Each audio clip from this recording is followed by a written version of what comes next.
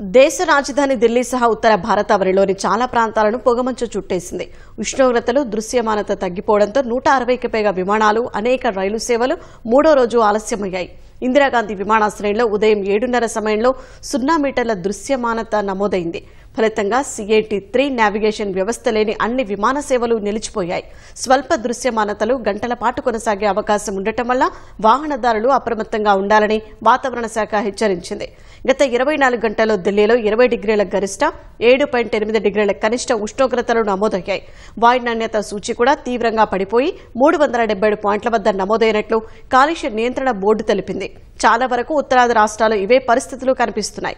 చండీగఢ్, లక్నోలలో దట్టమైన పొగమంచు ఆవరించింది. జమ్మూ కాశ్మీర్ రాజధానిలో శ్రీనగర్లో ఉదయం 5:30 సమయానికి -1 డిగ్రీ సెల్సియస్ ఉష్ణోగ్రత నమోదైంది.